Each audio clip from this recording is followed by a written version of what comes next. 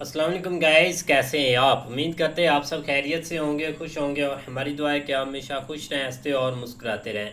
और आज हम जिस वीडियो पे रिएक्ट करने जा रहे हैं, इस वीडियो का टाइटल है इस मोती मैजिक फेलिंग। तो करते हैं वीडियो स्टार्ट। उससे पहले वीडियो को लाइक, चैनल को सब्सक्राइब ज़रूर कीजिएगा। तो देखते हैं। पिछले 15 सालों में एक इंसान ने दुनिया की सबसे बड़ी डेमोक्रेसी की पॉलिटिक्स को डोमिनेट करके रखा है। एक चाय वाले से भारत का हाईएस्ट ऑफिस जिसने अचीव किया है। हर हर महादेव। और मैं दोस्तों इंतजार लंबा नहीं करता, चुन चुन करके हिसाब लेना ये मेरी फितरत है, ये हमारा सिद्धांत है। हम घर में घुस के मारेंगे।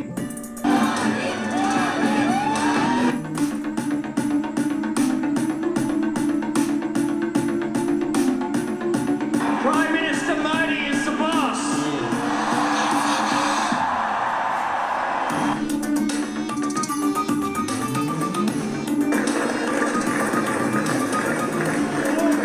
दूसरों को खाया नहीं खाया मालूम नहीं कि पूरी कांग्रेस को तो खा गया। मैं नरेंद्र दामोदर दास मोदी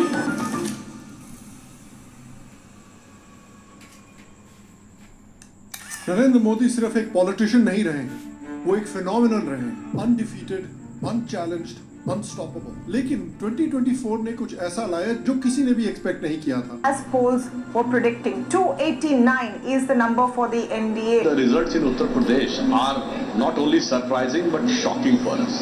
जो नतीजा आए हैं वो चौंकाने वाला। संजय राउत ने कहा कि ब्रांड मोदी अब खत्म हो गया। India's Prime Minister has claimed victory in the country's election, but the performance of his party, the BJP, has fallen well short of expectations. अपने करियर में पहली बार मोदी एक एब्सोल्यूट मेजॉरिटी पाने से चूक गए। एक अनडिफीटेड फाइटर पर ऑपोजिशन ने एक पंच लैंड कर दिया। मोदी की इनविंसिबिलिटी पर सवाल खड़ा हो गया, नैरेटिव बदलने लगा। जैसे ही मैंने ये देश के एक्सरे की बात की, वो नरेंद्र मोदी कांपने लग गया। उसकी आदत है, जैसे उसको डर लगता है ना, वो झूठ बोलना शुरू कर देता है। डरो मत, डरो मत, हम कास्ट सेंसस की बात कर रहे हैं, डरो मत। और सिर्फ अयोध्या में नहीं, भाई और बहनों, देश के प्रधानमंत्री को आपने मैसेज भेजा है कि संविधान को आपने छुआ तो देखो हम आपके साथ क्या करें। और देश ने नरेंद्र मोदी जी को साफ कह दिया है कि हम आपको नहीं चाहते हैं। ऑपोजिशन आज अपने आप को बाजीगर समझ रही है, जो इलेक्शन हार कर भी टॉपर की तरह सेलिब्रेट कर रहे हैं। और खुद शायद मोदी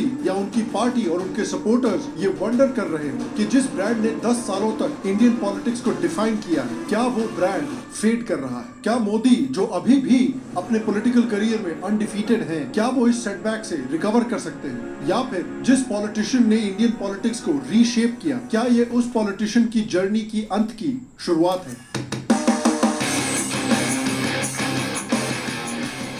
शाम शर्मा शो के इस एपिसोड में आपका बहुत बहुत स्वागत है। मैं हूं सेकुलरिज्म का सीईओ शाम शर्मा और आप सबको एक सेकंड। तो देखिए, मोदी ऑलरेडी इंडिया के सबसे हिस्टोरिक प्राइम मिनिस्टर्स में से एक की तरह जाने जाएंगे। उनकी जर्नी इतनी कमाल की है कि उस पे एक मूवी बन सकती है। नहीं, एक बेटर मूवी। मोदी एक ऐसे इंसान है जिन्होंने 8 साल की उम्र में ही आरएसएस ज्वाइन कर ली थी। वो अपनी पूरी यंग जिंदगी एक आरएसएस कार सेवक रहे। 1978 में वो आरएसएस के विभाग प्रचारक बने। 1981 में एक प्रांत प्रचारक बने। नरेंद्र मोदी के काम से बीजेपी प्रेसिडेंट एल.के. अडवाणी बहुत इंप्रेस हुए और 1987 में उन्हें बीजेपी में शामिल कर लिया गया। यहाँ पर उन्होंने पार्टी को आगे बढ़ाने का काफी काम किया, चाहे 1987 के अहमदाबाद म्युनिसिपल इलेक्शन में बीजेपी की जीत हो या फिर 1990 में अडवाणी जी की रथ यात्रा को सक्सेसफुल बनाने में उनका काम हो। साथ ही साथ उन्होंने कुछ ऐसे गीगा चैट मूव्स भी किए जिसकी वजह से उनका नाम बढ़ने लगा। उनको एक बार कश्मीरी आतंकियों ने ललकारा था और उनका रिस्पांस देखिए। जिसने अपनी मां का दूध पिया है वो श्रीनगर के लाल चौक में आए, आकर के भारत का तिरंगा झंडा फहराएं, और अगर वो जिंदा वापस जाएगा तो आतंकवादी उसे इनाम देंगे। आतंकवादी काम खोल करके समझे, लाल चौक में फैसला हो जाएगा किसने अपनी मां का दूध पिया। श्री नरेंद्र मोदी और अन्य साथियों के साथ सुबह 8:25 पर लाल चौक पहुंच गए। कुमारी में ली गई शपथ पूरी हुई और जोशी जी ने लाल चौक पर तमाम मुश्किलों को पार कर राष्ट्र के सम्मान का प्रतीक तिरंगा झंडा फहरा दिया। आम नागरिकों द्वारा शायद पहली बार लाल चौक पर सम्मान पूर्वक तिरंगा लहराता देख आतंकवादियों के हौसले पस्त हो गए। इसके बाद 1995 में जब बीजेपी पहली बार असेंबली इलेक्शन जीती गुजरात में, तो मोदी को बीजेपी का स्टेट जनरल सेक्रेटरी बना दिया गया। इसके बाद जब 2001 में गुजरात में बहुत सीवियर अर्थक्वेक की वजह से गुजरात के सीएम केशुभाई पटेल को काफी ब्लो बैक मिला, उसके ऊपर से उनकी हेल्थ भी खराब हो रही थी, तो उन्होंने रिजाइन किया और उनकी जगह अटल बिहारी वाजपेयी जी ने नरेंद्र मोदी का नाम गुजरात के सीएम के रूप में सजेस्ट किया। और फिर 4 महीने के बाद 2002 के असेंबली इलेक्शंस में जीतकर मोदी गुजरात के चीफ मिनिस्टर भी बन जाते हैं। मोदी के चीफ मिनिस्टर बनने के कुछ महीने बाद ही गोधरा का कांड होता है, जहां कार सेवकों को लेकर आ रही ट्रेन के कोचेस में एक इस्लामिस्ट मॉब आग लगा देती है, जिसमें अराउंड 59 लोगों की मौत होती है। जिसके बाद गुजरात में बहुत बुरे दंगे होते हैं, जिसमें 1000 से भी ज्यादा लोगों की जान जाती है। ये मोदी के अर्ली करियर का एक बहुत बड़ा चैलेंज था, जहां पर पूरी मीडिया मशीनरी उनको डुबाने के पीछे लग गई थी। उस समय सेंटर में कांग्रेस की गवर्नमेंट थी, जिन्होंने कई स्पेशल इन्वेस्टिगेटिव टीम्स बिठाई उनके पीछे, और सुप्रीम कोर्ट के द्वारा बिठाई गई स्पेशल इन्वेस्टिगेटिव टीम ने मोदी को 2002 के केस में क्लीन चिट दी। 2019 में नानावटी कमीशन की फाइनल रिपोर्ट ने भी मोदी को क्लीन चिट दी। लेकिन इन सारे स्ट्रगल्स के बावजूद मोदी ने अपनी चीफ मिनिस्टरशिप में एक रेपुटेशन डेवलप कर ली थी। एक ऐसे समय पर जिस तरह हिमेश रेशमिया हिट पर हिट, हिट पर हिट, हिट पर हिट दिए जा रहा था, उसी तरह से कांग्रेस पार्टी स्कैम पर स्कैम, स्कैम पर स्कैम, स्कैम पर स्कैम दिए जा रही थी। मनमोहन सरकार पर घोटाले का सबसे बड़ा अटैक हुआ है। 2G घोटाला, कोयला घोटाला, मनरेगा घोटाला, एक के बाद एक 3 घोटाले की फाइल आज खुली। इनकम टैक्स छापों पर कांग्रेस को घेरते हुए उन्होंने कहा कि कांग्रेस का नया घोटाला है तुगलक रोड घोटाला। जो शर्मिंदगी लेकर आए हैं कॉमनवेल्थ खेल, क्या हम इससे बाहर निकल पाएंगे? उस समय पर मोदी ने अपने आप को एक प्रो डेवलपमेंट लीडर की तरह पोजीशन किया। डेवलपमेंट के साथ साथ इंफ्रास्ट्रक्चर बनाने पर भी मोदी का काफी बड़ा फोकस था। और मोदी के चीफ मिनिस्टरशिप के टेन्योर में गुजरात की इकोनॉमिक परफॉर्मेंस भी बहुत अच्छी रही थी। गुजरात का ग्रॉस डोमेस्टिक प्रोडक्ट 2001 से 2010 के बीच में 16.6% के एनुअल रेट से बढ़ा, जबकि 1991 टू 1998 ये ग्रोथ आधी थी, यानी 8.2%। 2002 से 2011 के बीच में गुजरात की पर कैपिटा इनकम ग्रोथ भी सारे इंडियन स्टेट्स के कंपैरिजन में हाईएस्ट थी। गुजरात FDI के लिए और लार्ज इंडस्ट्रियल प्रोजेक्ट्स के लिए एक फेवर्ड डेस्टिनेशन बन गया इंडिया का। याद कीजिए 2010 में जब टाटा एक बड़ी फैक्ट्री बंगाल में सेटअप करने की कोशिश कर रहा और वहां पर माओवादियों ने प्रोटेस्ट करना शुरू कर दिया, तो मोदी ने कहा कि बंगाल छोड़िए, आइए गुजरात में अपनी फैक्ट्री सेटअप कीजिए। इंफ्रास्ट्रक्चर पर भी इनकी ग्रोथ देखिए। 3 major water management projects including Sauni and Sujalam Suflam significantly improve water quality and availability for drinking and agriculture across the state. Gujarat became the first state to inaugurate a water grid with a vast canal network spanning 69,000 kilometers. This effort brought about a substantial transformation in Gujarat's education sector, significantly reducing the school dropout rate from a staggering 37% to just 2%. Pradhan Mantri Jan Arogya Yojana beneficiaries receive free healthcare treatment of up to 10 lakh rupees annually. Schools in Gujarat started distributing milk and iron supplements to school children, resulting in a significant reduction in maternal and child mortality rates. और इस performance के चलते मोदी ने 2007 में ही नहीं बल्कि 2012 में भी गुजरात इलेक्शन जीते। प्लानिंग कमीशन की रिपोर्ट के मुताबिक मोदी के कार्यकाल में गुजरात का पॉवर्टी रेट 2010 आते आते 23% तक घट चुका था। इनके गुजरात में एक्सेप्शनल परफॉर्मेंस की वजह से और बहुत स्ट्रॉन्ग प्रो हिंदुत्व मैसेज की वजह से वो पूरे देश में बहुत पॉपुलर होने लगे। 2014 इलेक्शन के समय पर बेसिकली वो बीजेपी के सबसे पॉपुलर लीडर थे, जिसके बाद उन्हें पीएम कैंडिडेट अनाउंस कर दिया जाता है। संसदीय दल ने यह फैसला किया है कि श्री नरेंद्र मोदी को आगामी लोकसभा चुनाव के लिए प्राइम मिनिस्ट्रियल कैंडिडेट के रूप में प्रोजेक्ट किया जाए।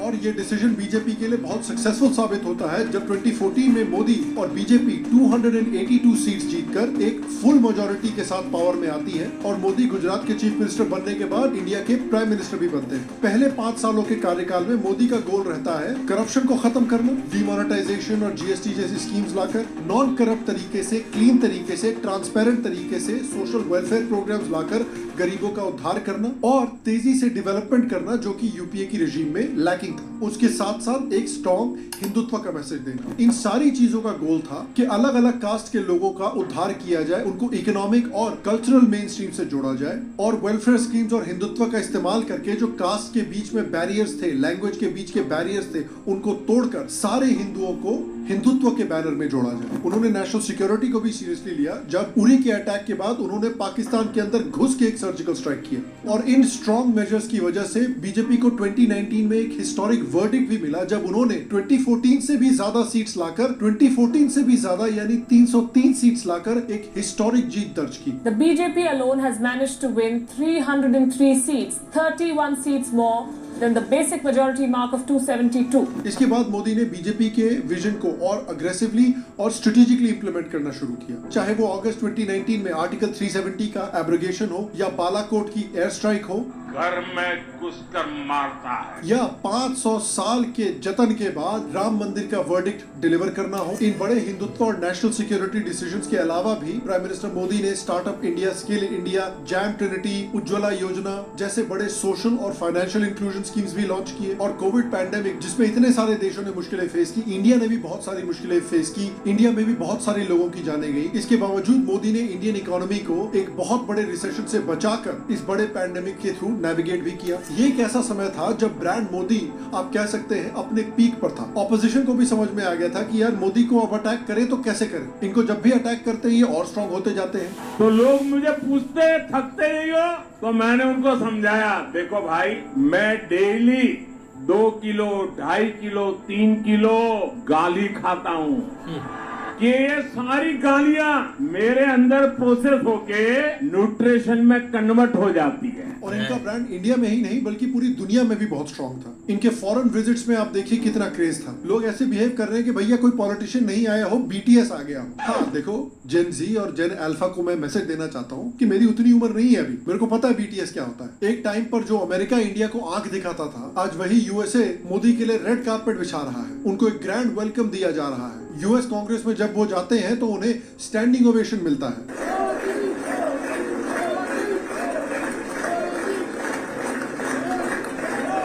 मोदी को अलग अलग देशों के हाईएस्ट सिविलियन अवार्ड्स मिल रहे हैं। यूएस में उन्हें लीजन ऑफ मेरिट दिया गया, रशिया का ऑर्डर ऑफ सेंट एंड्रू दिया गया, फ्रांस का grand cross of legion of honour दिया गया, ग्रीस का grand cross of order of honour दिया गया, इजिप्ट का ऑर्डर ऑफ नाइल, भूटान का ऑर्डर ऑफ द्रुक ग्याल्पो, मालदीव्स का निशान इज्जुद्दीन अवार्ड, फिजी का ऑर्डर ऑफ फिजी अवार्ड। लेकिन देखिए ब्रांड वैल्यू की क्या चीज होती है कि वो कभी भी स्टैग्नेट नहीं होती, या तो इस ब्रांड की वैल्यू बढ़ रही है या फिर घट रही है। मोदी की ब्रांड वैल्यू इतनी स्ट्रांग थी कि लोग एक्सपेक्ट कर रहे थे कि 2024 में मोदी बहुत कंफर्टेबली इलेक्शन जीतेंगे। पूरा देश कह रहा है अब की बार। लोगों ने ये भी देखा कि भाई जो ऑपोजिशन है वो कितनी डिसऑर्गेनाइज है। चलिए साथ में है, लेकिन ऑपोजिशन का कोई भी मेंबर एक दूसरे को लाइक नहीं करता, हमेशा एक दूसरे से ही लड़ते रहते हैं, सिर्फ मोदी को हराने के लिए साथ में खड़े हैं। लेकिन जो रिजल्ट आया 2024 में वो सबके लिए सरप्राइजिंग था। As polls were predicting, 289 is the number for the NDA. The results in Uttar Pradesh are not only surprising but shocking for us.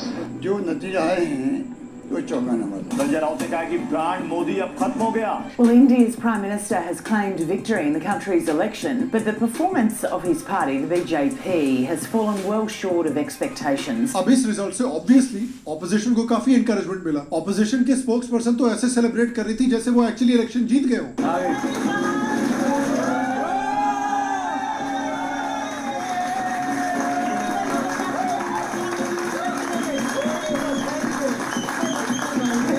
लेकिन असलियत में उनके ट्रिपल डिजिट्स भी नहीं आए हैं। ऑनेस्टली अगर मोदी का रिएक्शन देखें तो वो उस लड़की का रिएक्शन है जो पूरे साल पढ़ाई करती है, 90% लाती भी है, लेकिन उसको दुख इस बात का रहता है कि भैया 98% क्यों नहीं है। जबकि कांग्रेस उस लड़के की तरह है जो पूरे साल पढ़ाई नहीं करता, बेयरली 40% ला के पास कर जाता है, लेकिन पूरी रात पार्टी करता है कि यार कम से कम साल रिपीट तो नहीं करना पड़ रहा। तो साल 2019 में 303 सीट जीतने वाली बीजेपी 2024 के इलेक्शन में सिर्फ 240 सीट ही जीत पाती है। यानी मोदी अपनी करियर में पहली बार एब्सोल्यूट मेजॉरिटी नहीं ला पाए। यही नहीं, बीजेपी के votes two seats conversion ratio भी कम होता नजर आता है। साल 2014 में ये 1.68 था, जबकि 2024 के इलेक्शन में ये गिरकर 1.15 हो जाता है। इसके अलावा बीजेपी का ऑपोजिशन के अगेंस्ट स्ट्राइक रेट और पॉपुलर कंस्टिट्यूएंसीज में विन का रेशियो भी 2014 और 2019 के मुकाबले कम हो जाता है। इससे ऑब्वियसली मोदी की इमेज पर इफेक्ट पड़ा है। नियरली 20 साल से मोदी की एक इमेज थी कि वो इनविंसिबल है, कभी भी उनकी फुल मेजॉरिटी से कम नहीं आई है। 2024 में लेकिन ये पहली बार हुआ। अब मोदी को एक कोलिशन गवर्नमेंट बनानी पड़ेगी,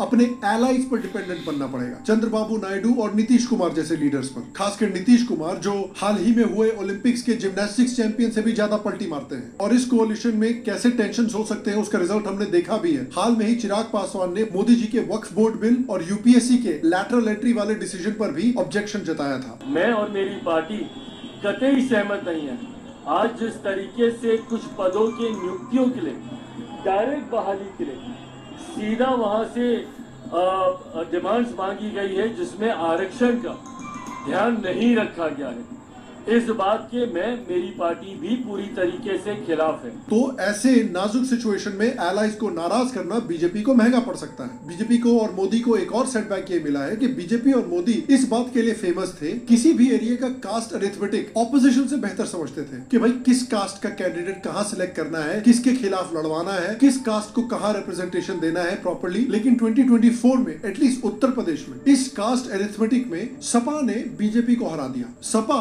बीजेपी से बेहतर तरीके से इस कास्ट अरिथमेटिक को एटलीस्ट पूर्वांचल के एरिया में समझ पाई, और इस इलेक्शन में एटलीस्ट ऑपोजिशन इस बात को समझ गई है कि अगर हिंदू यूनिटी को तोड़ना है, बीजेपी के हिंदुत्व मूवमेंट को तोड़ना है, तो बेसिकली उसका यही तरीका है कि हिंदू सोसाइटी को कास्ट के बेसिस पर टुकड़े टुकड़े में बांटा जाए। तो ब्रांड मोदी को यह भी सदमा लगा है। ब्रांड मोदी को तीसरा सदमा ये लगा है कि उनके पहले टर्म में उनकी एक रेपुटेशन थी कि भैया ये स्ट्रॉन्ग डिसीजन मेकर है, एक बार डिसीजन ले दिया तो कोई हिला नहीं सकता इनको। लेकिन उनके सेकंड टर्म में उनका एक रेपुटेशन डेवलप होने लगा कि ये डिसीजन पर एक्चुअली यू टर्न ले सकते हैं, और ये एक तरह से इनके ब्रांड में एक वीकनेस को दर्शाता है। फॉर एग्जाम्पल, एक बड़ा किसान आंदोलन होने के बाद उन्होंने फार्म लॉस को वापस ले लिया। फुल मेजोरिटी होने के बाद भी सीएए को लागू करने में पूरे 5 साल लग गए। बीजेपी और मोदी कांग्रेस के लॉ एंड ऑर्डर को इतना क्रिटिसाइज करते हैं, उसके बावजूद आप देखिए कि दिल्ली में सीएए के प्रोटेस्ट के बाद जो राइट्स हुए और फार्मर्स प्रोटेस्ट के बाद जो दिल्ली में राइट्स हुए, दोनों के लिए बीजेपी रिस्पॉन्सिबल है, क्योंकि दिल्ली की लॉ एंड ऑर्डर बीजेपी के हाथ में है। ऊपर से यूनिफॉर्म सिविल कोड बीजेपी ने इतने समय से प्रॉमिस किया है, वो अभी तक लागू नहीं हुआ। कुछ ही दिनों पहले पता चला कि बीजेपी ने ब्रॉडकास्ट बिल पार्लियामेंट में लाने से पहले ही वापस ले लिया, और साथ ही हाल में ही ऑपोजिशन के हमले के बाद यूपीएससी के लैटरल एंट्री पर भी बीजेपी ने यू टर्न ले लिया है। इसके अलावा बजट सेशन में जो इंडेक्सेशन बेनिफिट खत्म किए थे, उन्हें भी अब फिर से रिस्टोर कर दिया गया है। अब देखिए, बीजेपी कहेगी कि भाई देखिए, हम अपनी इलेक्टोरेट का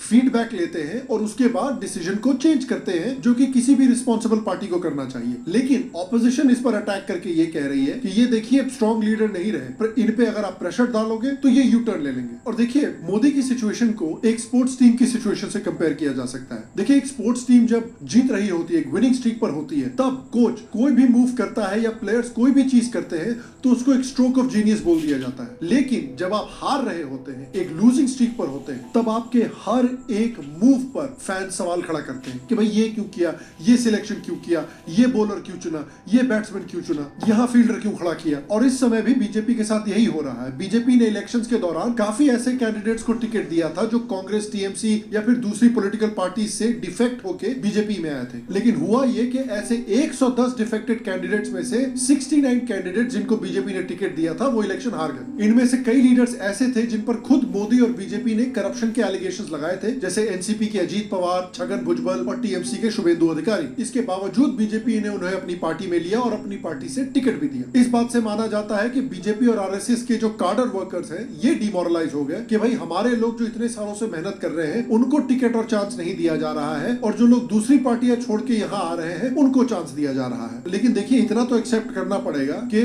ऑपोजिशन जो कास्ट के बेसिस पर डिवाइसिव पॉलिटिक्स खेल रही थी, उन्होंने मोदी को और बीजेपी को चोट तो पहुंचाई है। उन्होंने जो ग्राउंड लेवल पर मिस इन्फॉर्मेशन स्प्रेड की कि अगर भाई मोदी ने 400 पार कर लिए तो वो कॉन्स्टिट्यूशन को चेंज कर देंगे और रिजर्वेशंस हटा देंगे। ऑपोजिशन इस बात को अच्छे से समझ चुकी है कि मोदी ब्रांड को तभी कमजोर किया जा सकता है जब मोदी के हिंदू वोटर बेस डिवाइड हो। कि ये लोग कॉन्स्टिट्यूशन को, गरीबों के अधिकार को जड़ से खोद कर फेंकना चाहते हैं। अब ऑपोजिशन पूरी तरह से हिंदू सोसाइटी को कास्ट के बेसिस पर डिवाइड करने में लग गई है। चाहे इससे इंडियन सोसाइटी के टुकड़े हो जाए, भारत के टुकड़े हो जाए, इंडियन इकोनॉमी बर्बाद हो जाए, इंडिया की ग्रोथ स्टोरी खत्म हो जाए, इनको फर्क नहीं पड़ता। राहुल गांधी को देख लीजिए, कास्ट सेंसस की डिमांड कर रहे हैं, जितनी आबादी उतनी हक का प्रॉमिस कर रहे हैं, कह रहे हैं कि देश में इकोनॉमिक सर्वे करेंगे और इनको अगर लगा कि किसी कम्युनिटी के पास ज्यादा पैसा है तो उनका पैसा लेकर दूसरी कम्युनिटीज में बांट दिया जाएगा। पूरे देश को पता लग जाएगा कि हिंदुस्तान का धन कहाँ है, किसके हाथ में है, पिछड़ों के हाथ में कितना, दलितों के हाथ में कितना, गरीब जनरल कास्ट के हाथ में कितना, महिलाओं के हाथ में कितना, पूरा साफ हो जाएगा सबके साथ। अब ये कह रहे भैया मुझे नहीं मालूम, तब कहेंगे भैया मेरे 50% लोग हैं,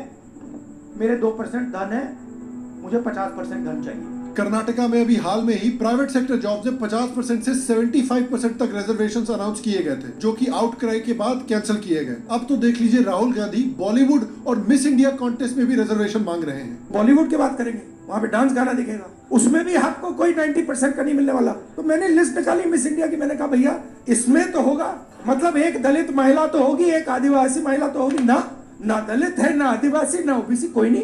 राहुल जी की लाइफ मस्त है यार। जब गवर्नमेंट जॉब्स में, प्राइवेट सेक्टर में, बॉलीवुड में, मिस इंडिया में रिजर्वेशन मांगने हो तो इनका ये हाल है। लेकिन जब उनकी अपनी पार्टी में अपर कास्ट को हटाकर प्राइम मिनिस्टीरियल कैंडिडेट की पोजीशन के लिए रिजर्वेशन प्रोवाइड करने हो तो इनका ये हाल है।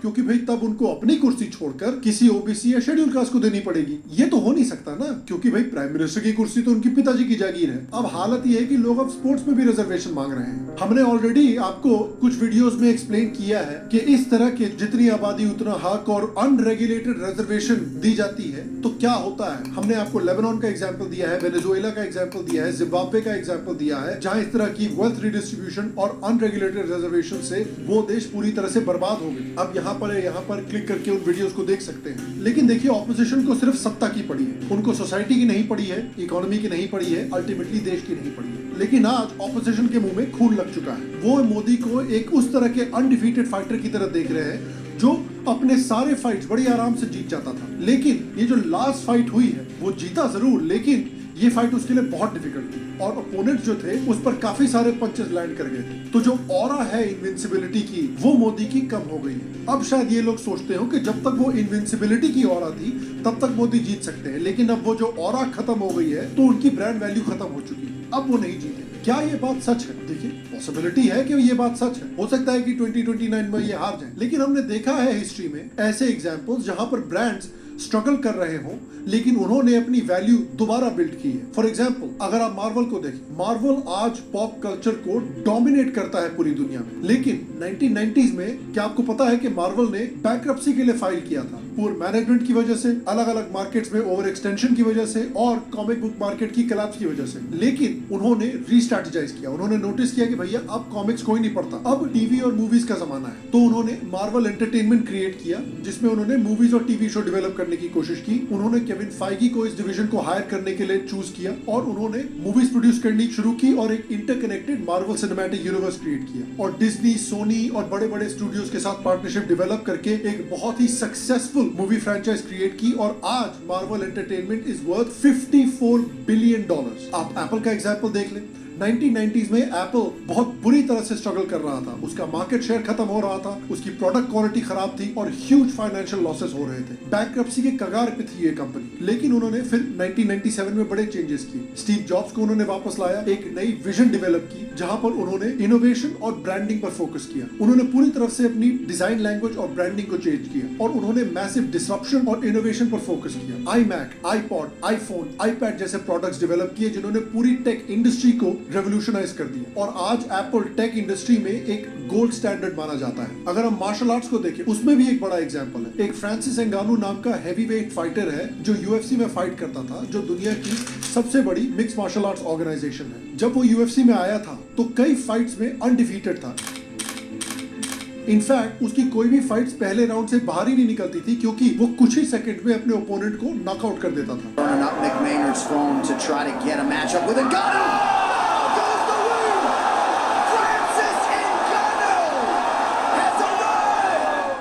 यूएफसी का सबसे स्कैरी फाइटर माना जाता था, लेकिन जब उसकी पहली चैंपियनशिप फाइट आई तब उसका मुकाबला हुआ एक वेटरन और बहुत ही टैलेंटेड फाइटर से जिसका नाम था स्टीपे मियोचिच, जिसने उसके पावर पंचेस को अवॉइड किया, अपनी रेसलिंग को यूज करके पहला राउंड सरवाइव किया। और क्योंकि फ्रांसिस एंगानू कभी भी अपने करियर में पहले राउंड के बाहर गया ही नहीं था, वो बाकी राउंड्स में थक गया, उसकी स्टैमिना खत्म हो गई और वो फाइट हार गया।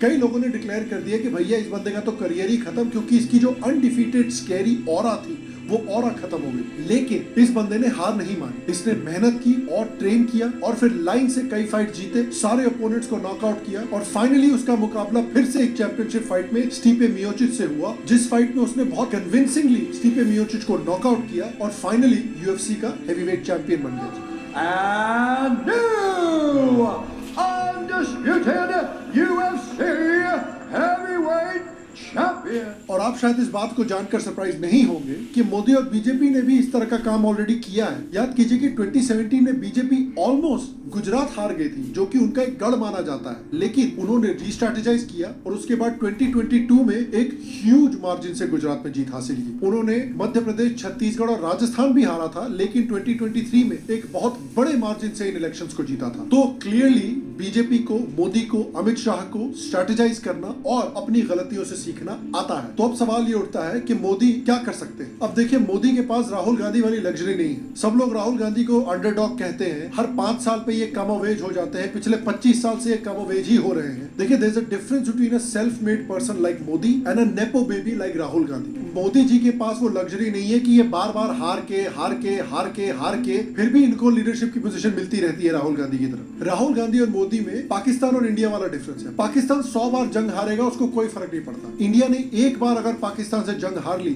तो इंडिया खत्म। तो मोदी को वही करने की जरूरत है जो उन्होंने 2014 और 2019 में की थी, यानी ऑपोजिशन को लेफ्ट से और राइट से दोनों तरफ से आउटफ्लैंक करना है। देखिए, वो जानते हैं कि भैया इन्होंने मुफ्त की चीजें ऑफर की है, आप भी मुफ्त की चीजें ऑफर करो, उनसे ज्यादा ऑफर करो। उसके साथ साथ हिंदुत्व को प्रमोट करते रहो ताकि कास्ट बैरियर्स टूटते रहें। ऑपोजिशन कास्ट बैरियर्स को और डीप करना चाहती है, आपका गोल है उन कास्ट बैरियर्स को तोड़ना। जो इंफ्रास्ट्रक्चर, जो डेवलपमेंट आप अभी कर रहे हो वो करते रहो, लेकिन उसके साथ साथ ऑपोजिशन से भी ज्यादा फ्रीबीज दो। 2024 में आपने ओवर कॉन्फिडेंस में 400 पार बोल दिया, इसलिए बहुत सारे वोटर वोट करने ही नहीं गए। तो एक मेरा कर्तव्य बनता है अभिभावक के रूप में भी कि भाई 400 पार। जो अर्जेंसी आपने देश के लिए और कल्चर के लिए 2019 में दिखाई थी, वही आपको 2029 में दिखानी पड़ेगी। और ये तभी होगा जब मोदी अपने बोल्ड डिसाइसिव लीडरशिप स्टाइल पर वापस आएंगे। लॉ एंड ऑर्डर पर अब कोई कॉम्प्रोमाइज नहीं होना चाहिए। ये जो दंगे सीए और फार्मर्स प्रोटेस्ट के समय पर हुए, ये अब नहीं होने चाहिए। जिस तरह से यूपी में आप लॉ एंड ऑर्डर यूज करते हो, उसी तरह से पूरे देश पर यूज करो। ऑपोजिशन के प्रेशर में आके अब यू टर्न नहीं लेना, क्योंकि जब भी आप यू टर्न लेते हो तो पब्लिक और ऑपोजिशन आपको कमजोर की तरह दिखती है। जो अनाउंस किया उसे कंप्लीट करो। अगर ऑपोजिशन हिंदू सोसाइटी को तोड़ने की कोशिश कर रही है कास्ट में बांटकर, तो आप काउंटर पोलराइजेशन करो और हिंदुत्व और हिंदू वोट को यूनाइट करो। जो अभी रिसेंटली यूपी की कावड़ कंट्रोवर्सी हुई है, जो वक्फ बिल लाया गया है और जो सेक्युलर सिविल कोड के बारे में प्राइम मिनिस्टर मोदी ने इंडिपेंडेंस डे की स्पीच पे बात की थी, ये वही हिंदू वोट को मुस्लिम्स के खिलाफ पोलराइज करके यूनाइट करने की कोशिश करने के लिए की गई है। तो क्लियरली मोदी इसके बारे में सोच रहे हैं। और देखिए, ये भी हमें सोचना पड़ेगा कि बीजेपी में न्यू आइडियाज की जरूरत है, शायद न्यू ब्लड की जरूरत है। मोदी अब 73 इयर्स के हो चुके हैं। मोदी को अब वैसे ही फ्रेश फेसेस की जरूरत है, जिस तरह से मोदी खुद 2001 में एक फ्रेश फेस थे। मोदी के ऊपर एक सही सवाल उठा है कि क्या उन्होंने सक्सेशन प्लानिंग की है, क्या उन्होंने ऐसे लीडर्स डेवलप किए हैं जो 2029 के बाद उनकी जगह ले सके। क्या वो लीडर योगी हो सकते हैं, क्या वो लीडर हेमंत बिस्वा हो सकते हैं, क्या वो चिराग पासवान हो सकते हैं, या आंध्र प्रदेश के पवन कल्याण हो सकते हैं। तो जब एक ब्रांड डिक्लाइन में होता है तो नए आइडियाज की जरूरत होती है, रेडिकल आइडियाज की जरूरत होती है। पिछले 10 सालों में सारे इलेक्शंस मोदी के नाम पर जीते गए, तो अब शायद बीजेपी को ऐसे लीडर्स की जरूरत है जो अपने नाम पर पॉपुलर हो, मोदी की तरह ही। और आपको क्या लगता है, कौन है वो लीडर? क्या वो योगी है, हेमंत बिस्वा है, चिराग पासवान है, पवन कल्याण है, या कोई और है? और आपको क्या लगता है कि मोदी क्या कर सकते हैं अपनी ब्रांड पावर को वापस रीगेन करने के लिए? नीचे कमेंट सेक्शन में मुझे जरूर बताएं। बाकी अगर आपको आज का एपिसोड पसंद आया हो तो प्लीज हमें पेट्रियन पर सपोर्ट करें, हमारे यूट्यूब मेंबर बने। और मैं आपको अगले एपिसोड में मिलूंगा, तब तक के लिए स्वस्थ रहें, सुखी रहें, फिर मिलेंगे। और आप सबको एक सेकंड प्रणाम।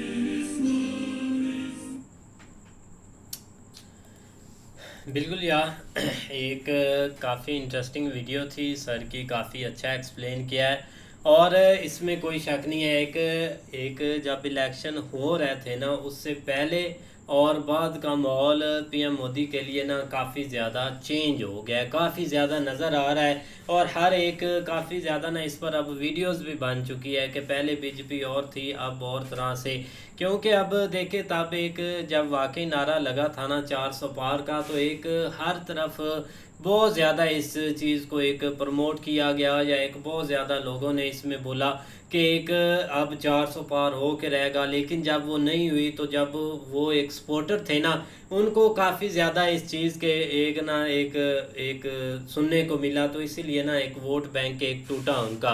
लेकिन ऐसा कुछ नहीं है, एक सही उनकी एक देखा जाना जिस तरह उन्होंने इंडिया को लेकर आगे गए हैं, या जिस तरह उन्होंने एक पूरे वर्ल्ड में एक इंडिया का नाम रोशन प्रमोशन किया है वो एक पीएम मोदी जैसा ना कोई लीडर ऐसा नहीं आया जिन्होंने इस हद तक एक प्रमोट किया हर चीज़ को लेकर, चाहे एक छोटे से छोटा प्रोजेक्ट है एक बड़े से बड़ा है। जैसे आप देख ले कि अब यूपीआई सिस्टम है तो उसको जब भी हम देखते हैं वो किसी भी देश में जाते हैं ना तो वो सबसे पहले बढ़कर यूपीआई सिस्टम है उसका एक इंट्रो करवाते हैं हर देश में कि यहाँ पर ये लागू किया जाए और जो भी एक ख़ास चीज़ें हैं ना वो यहाँ पर एक लाई जाएं। इस चीज़ को एक बहुत ज़्यादा पीएम मोदी जो है ना वो प्रमोट करते हैं। लेकिन ये कि अब थोड़े एक बुरे दिन ज़रूर आए हैं, मतलब उनके एक जो एक ऑरा की एक बात की जाए उसको लेकर, लेकिन ऐसा कुछ नहीं है, एक सब कुछ चीज़ें होती रहती हैं। लेकिन इसको रीबिल्ड जो है ना पीएम मोदी ज़रूर करेंगे और आगे आने वाले दिनों में एक वो स्ट्रॉन्ग ज़रूर नज़र आएंगे। अभी तो बस एक शुरुआत है, बाकी आगे देखो भैया। नहीं बाकी सही बात है, एक मतलब कि आप स्टार्ट देखें ना तो एक स्टार्ट उनका काफ़ी एक स्ट्रगल में रहा है, मतलब कि एकदम से नहीं आए, मतलब कि आए और पीएम बन गया ऐसा कुछ भी नहीं हुआ। लेकिन आप देख लो ना एक देश के अंदर पहले एक मतलब कि चीज़ों को एक ठीक तरीके से चलाना, एक लॉ को एक मेंटेन करना, वो उन्होंने काफ़ी उस चीज़ पर एक फोकस किया। लेकिन जब उनको नज़र आया एक पिछले उनके टर्नओवर में जो 10 साल एक बीत गए, जब उनको नज़र आया कि ठीक है अब देश में काफ़ी लॉ मेंटेन हो गया, मतलब कि फुली तो कोई भी देश में नहीं कर सकता लेकिन कम से कम उन्होंने बहुत एक ना उस पर एक कोशिश की है। लेकिन उसके बाद उनका जो एक नेक्स्ट एक था ना एक डेवलपमेंट एक देश में करनी, एक लोगों को रोज़गार देना, वो काफ़ी एक अच्छा था जिसमें एक लोगों को एक रोज़गार मिला भी है। अब एक जो एक देहाती इलाके थे ना उन पर एक काफ़ी डेवलपमेंट करना, उनको एक बड़ी बड़ी एक सहूलतें देना जिस चीज़ से वो काफ़ी ना एक महरूम थे। मतलब कि यहाँ तक कि ऐसे भी एक स्टेट थे जहाँ पर एक पानी का काफ़ी इशू चलता था, तो एक छोटे छोटे मसलों को मिला करना काफ़ी एक बड़ा एक मसला था। लेकिन जब ये चीज़ें इंडिया में काफ़ी मेंटेन होगी ना तो तब उन्होंने एक मतलब कि अपना एक जो दूसरी कंट्री हैं उनके साथ अपना एक लेन देन और उनके साथ जो एक ताल्लुकात थे उन पर उन्होंने काफ़ी एक फोकस किया है। अब देख लो एक पिछले 10 साल में ऐसा कोई कंट्री नहीं जहाँ पर मतलब कि एक हमें देखने को मिलता था, पहले एक चाइना होता था लेकिन चाइना के बाद इंडिया एक मतलब कि उनके पीछे ही होता था जहाँ भी एक चाइना जिस कंट्री में जाए, क्योंकि एक इंडिया भी काफ़ी एक मैंने मतलब कि चीज़ें बनाता है, तो उसको लेकर ना एक देशों को आपने अंडर करना, मतलब कि अफ्रीका जो था एक अफ्रीका को काफ़ी एक अंडर करना क्योंकि उधर चीज़ें अपनी प्रमोट करनी बेचनी और हर चीज़ को लेकर, तो उस पर काफ़ी उन्होंने एक फोकस किया। बाद में आप देख लो बांग्लादेश में इतनी मतलब कि उन्होंने एक इन्वेस्टमेंट की, श्रीलंका में इतनी बड़ी बड़ी इन्वेस्टमेंट की, लेकिन वहाँ पर थोड़े से हालात ख़राब थे तो इन्वेस्टमेंट ये नहीं कि टोटली डूब गई, लेकिन फिर भी एक उन्होंने अच्छा एक अपना ना एक स्टार्ट किया था उस पर। नहीं बिल्कुल ऐसे ही है, लेकिन ये कि एक देखो ना कि इतनी जल्दी आप कोई भी एक जजमेंट नहीं कर सकता कि वो फेल या फेलियर एक की तरफ गए हैं। देखो ना जो इम्पोर्टेंट चीज़ें होती हैं ना किसी भी कंट्री में, ख़ासकर एक जो हमारे 1-2 कंट्री है ना यहाँ पे ख़ास जिस तरह यहाँ पे लॉ एंड ऑर्डर कायम करना या अपने मुल्क को एक डायरेक्शन के ऊपर एक चढ़ाना, ये 1-2-4 चैलेंजेस जो है ना वो इम्पोर्टेंट होते हैं थे उनके लिए भी, लेकिन उन्होंने इस चीज़ को भाई एक ग्रिप भी किया और उसके अलावा बहुत सारे जो मामला हैं जो खासकर एक जो एक पुअर या फार्मर या एक पानी या एक घर या इस तरह की जो स्कीमें उन्होंने राशन स्कीमें एक निकाली, उसके ऊपर उन्होंने फोकस करके बहुत सारे मामला को एक सीधा बदरा किया हुआ था। लेकिन देखो ना इलेक्शन जब आता है ना तो वहाँ पे एक पिक्चर और होती है और उसके लिए एक स्ट्रेटजी जो है ना वो एक बिल्कुल डिफरेंट बनानी पड़ती है। वहाँ पे एक मिस्टेक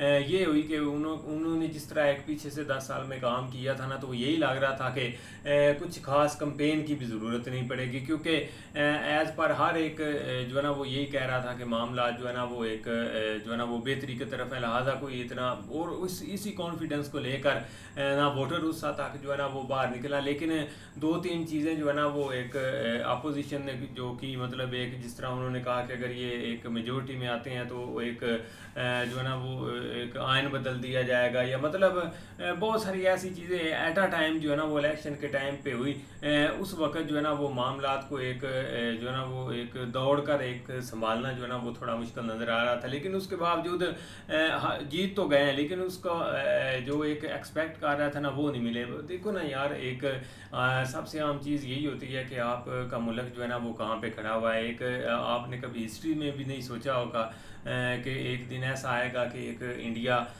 जापान में इधर से एक गाड़ियां जो है ना वो एक्सपोर्ट करेगा। तो ये एक फर्स्ट टाइम आपको एक देखने को मिला है कि मारुति सुजुकी जो कि इंडिया से एक जापान में गई है। और बहुत सारी ऐसी डेवलपमेंट्स हुई हैं, एक जिस तरह उसके अलावा एक आप हथियारों के ऊपर आ जाएं, या एक मेडिसिन तो ऑलरेडी एक जा रही थी, लेकिन बहुत सारी डेवलपमेंट्स जो है ना वो नहीं हुई हैं। एक बड़े एक एक्सप्रेस वेज जो है ना वो बने हैं, और एक रेलवे के, और उसके अलावा वंदे भारत मेट्रो, बहुत सारी ऐसी चीज़ें जो है ना इन 10 सालों में। लेकिन उसके बावजूद एक वोटर वाला सीन जो है ना वो एक समझ ना आना वो अभी भी उनके लिए एक थोड़ा सा शौकीन। लेकिन आप ये कह सकते हैं कि इतनी जल्दी कोई एक नई पार्टी या एक इनको एक क्रॉस करेगी तो वो एक इतना जो है ना वो पॉसिबल नहीं है। उनके पास अब एक काफ़ी टाइम है, इस टाइम में वो एक ज़रूर इस चीज़ के ऊपर एफर्ट करेंगे ताकि जो भी पीछे गलतियां हैं उनको कवर कर सके। लेकिन आप ये कोई भी नहीं कह सकता कि वो इतनी जल्दी पीछे हट जाएंगे, क्योंकि उनके पास बहुत सारे ऑप्शन है। वो एक बहुत एक स्ट्रेटजिक तरीके से आप देख लो कि एक सिविल अवार्ड उनको मिलना, बहुत सारे एक इस्लामिक कंट्री से उनको एक अवार्ड वगैरह मिले हैं जो मतलब उनके एक स्पेसिफिक होते हैं या एक स्पेशल होते हैं।